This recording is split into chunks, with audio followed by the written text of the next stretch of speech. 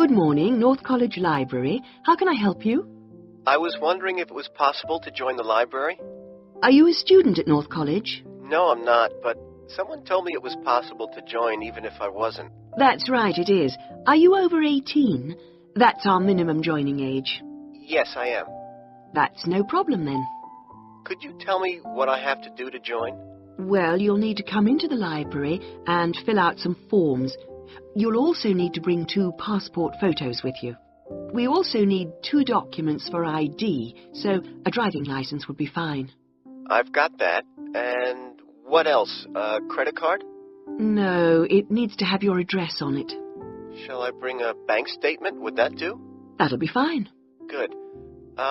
Does it cost anything to join? Well, it's free for students here, but otherwise it's £125 per year, or £25 if you've got a current student card from another college. I was at Westerly College until last year, but now I've got a job at Jefferson Steel Factory. It's more expensive than I thought. My local library is free.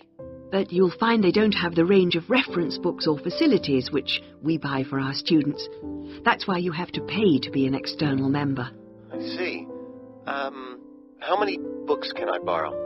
We allow 12 items borrowed at any one time if you're a student, and that includes CDs, DVDs and videos. However, it's only 8 items for members of the public. Fine. And how long can I have them for? Well, you can have both fiction and reference books for 4 weeks, which isn't bad, really. And what happens if I return them late? Like all libraries, there's a fine system in place. The minimum fine is £1.50, but it can be much higher for some items, up to £5 per week. We'll give you a booklet with all the details when you join.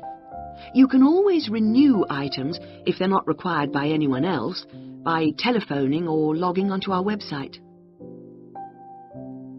What about the computers? Can I use them free of charge?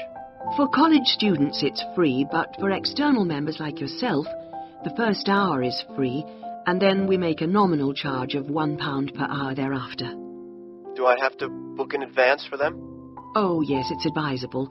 Most people tend to book 24 hours in advance, although sometimes you can get one with only 6 hours' notice. However, the earliest you can papers and a wide selection of magazines. Excellent. I assume you have photocopying facilities? Of course. 5p a sheet for both A4 and A3 black and white copies, and 40p a sheet for colour. You can get a card from the counter here. It doesn't take coins. Okay. Oh, by the way, another thing I was wondering about was if you ran any writing classes through the library. We do, but you'll have to speak to John Grantingham about that. He's our resident author. He runs the creative writing classes. John Grant... could you spell that for me, please? Certainly. Grantingham.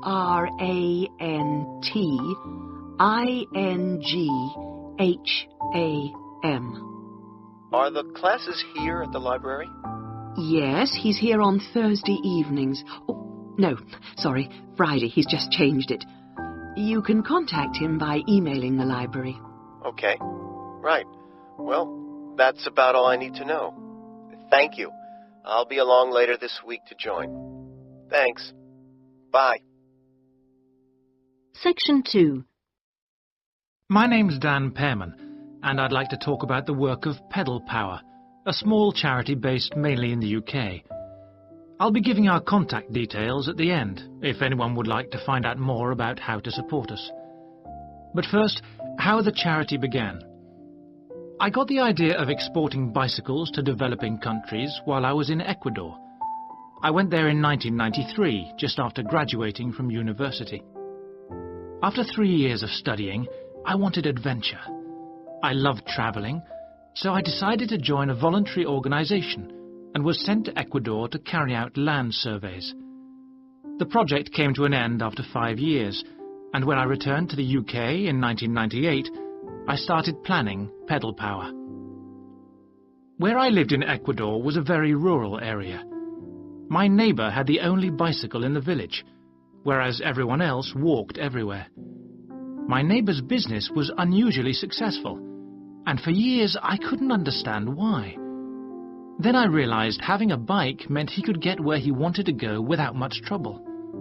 Other local carpenters could only accept jobs in a 3-kilometre radius, so no matter how skilled they were, they could never do as many jobs as my neighbour. At Pedal Power, we collect second-hand bikes in the UK and send them to some of the poorest regions in the world. When we distribute bikes overseas, we don't give them away for free.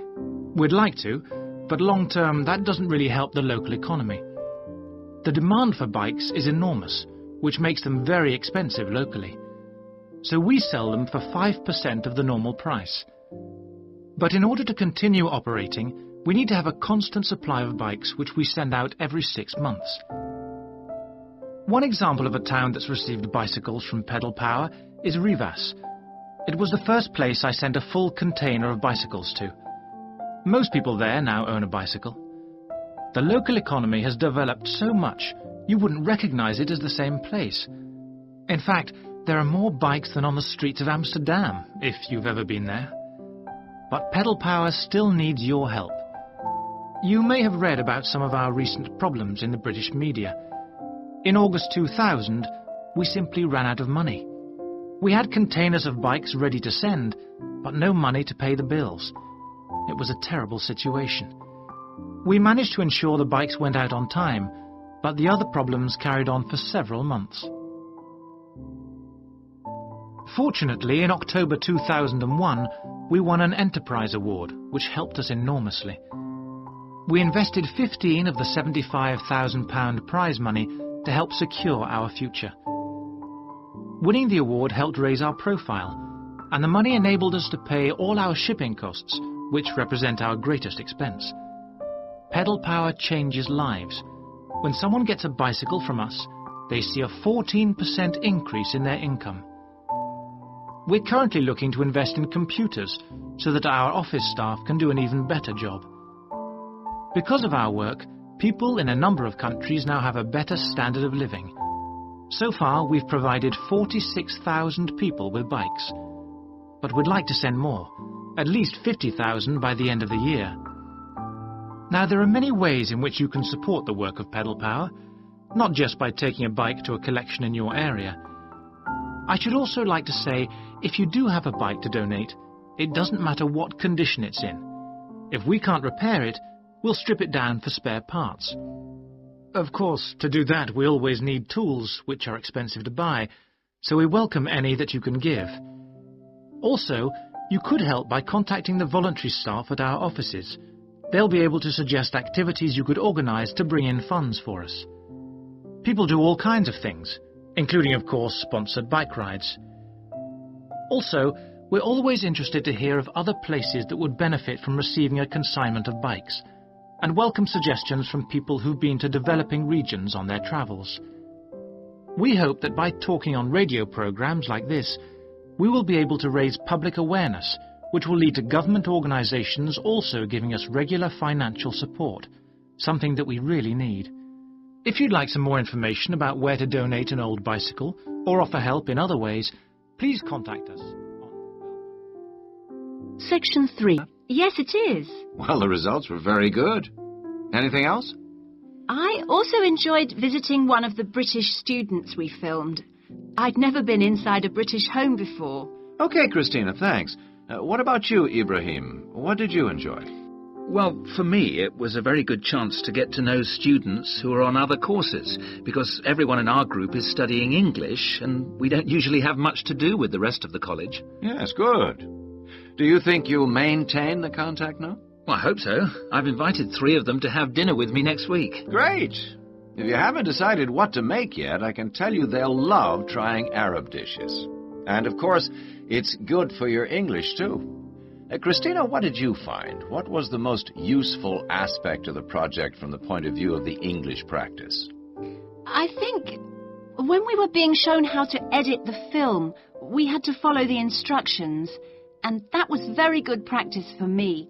And I also learned some technical words that I hadn't heard before. What about you, Ibrahim? What was the most useful for your English?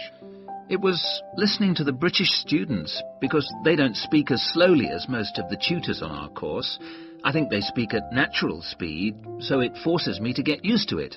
And they use a lot of slang. So you'll learn some new words which will be useful? Yes. Good. I'm glad it helped. Well, we've talked a little bit about enjoyment and about language practice.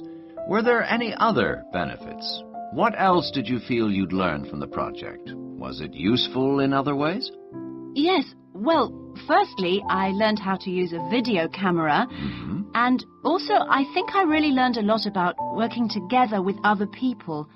I've never done anything with a group before, and we had to find ways of cooperating and compromising, and sometimes persuading people when they don't agree with you. Yes, that is a very useful experience, I know.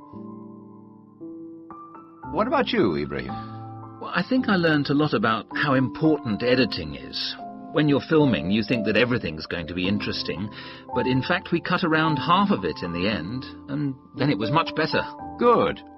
Well, one last thing I'd like to ask. What mistakes do you think you, as a group, that is, made? I mean, to put it another way, if you had to do it all over again, is there anything you'd do differently? We didn't plan very well. For example, we didn't decide on dates when we'd complete each separate step of the project, and we should have agreed about that in the beginning, because we were always late with everything. Right. Anything else? I think we should have tried to experiment more with the camera. I mean, with angles and the focus and that kind of thing. So you should have been more ambitious. Do you agree, Ibrahim? Not really. In fact, I think we were too ambitious.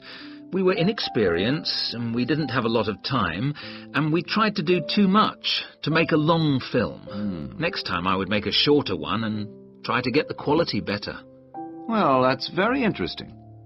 Next semester, we will be doing another video project, with a different content, of course, but you'll have an opportunity to put into practice what you've learned this time. Do you have any ideas about... Section 4. Tonight I'm going to talk to you about that remarkable continent, Antarctica. Remote, hostile, and at present uninhabited on a permanent basis. For early explorers, it was the ultimate survival contest. For researchers like me, it remains a place of great intellectual challenge, while for the modern tourist, it's simply a wilderness of great beauty. First, some facts and figures. Antarctica is a place of extremes, the highest, coldest, and windiest continent, and over 58 times the size of the UK. The ice cap contains almost 70% of the world's fresh water and 90% of its ice. But with very low snowfall, most of the continent technically falls unbelievably into the category of desert. Huge icebergs break off the continent each year, while in winter, half the surrounding ocean freezes over, which means its size almost doubles. Research and exploration has been going on in Antarctica for more than 200 years and has involved scientists from many different countries who work together on research stations. Here, science and technical support have been integrated in a very cost-effective way. Our Antarctic research program has several summers-only stations and 2 all-year-round ones. I was based on one of the all-year-round ones. The research stations are really self-contained communities of about 20 people. There's living and working space, a kitchen with a huge food store, a small hospital, and a well-equipped gym to ensure everyone keeps fit in their spare time. The station generates its own electricity and communicates with the outside world using a satellite link. Our station, 01, had some special features. It wasn't built on land, but on an ice shelf, hundreds of meters thick. Supplies were brought to us on large sledges from a ship 15 kilometers away at the ice edge. Living in the Antarctic hasn't always been so comfortable. Snow buildups caused enormous problems for 4 previous stations on the same site, which were buried and finally crushed by the weight. Fortunately, no one was hurt, but these buildings became a huge challenge to architects, who finally came up with a remarkable solution. The buildings are placed on platforms, which can be raised above the changing snow level on legs which are extendable. Food is one of the most important aspects of survival in a polar climate. People living there need to obtain a lot more energy from their food, both to keep warm and to undertake heavy physical work. Maybe you know that an adult in the UK will probably need about 1,700 kilocalories a day on average. Someone in Antarctica will need about 3,500, just over double. This energy is provided by foods which are high in carbohydrate and fat. Rations for fieldwork present an additional problem. They need to provide maximum energy, but they must also be compact and light for easy transport. Special boxes are prepared, each containing enough food for one person for 20 days. You may be familiar with coffee processed by freeze-drying, which preserves the quality of the food product while making a large saving in weight. Well, this type of presentation is ideal in our situation. It wasn't available to earlier polar explorers whose diet was commonly insufficient for their health. I think that being at the cutting edge of science has a special appeal for everyone working in Antarctica, in whatever capacity. As a marine biologist, my own research was fascinating, but it's perhaps climate change research that is the most crucial field of study. Within this general field, surveying changes in the volume and stability of the ice cap is vital, since these may have profound effects on world sea levels and on ocean currents. A second important area is monitoring the size of the hole in the ozone layer above Antarctica, since this is an indicator of global ultraviolet radiation levels. Thirdly, bubbles in the ice sheet itself provide an index of pollution, because frozen inside them are samples of previous atmosphere to take up these opportunities in this fascinating continent.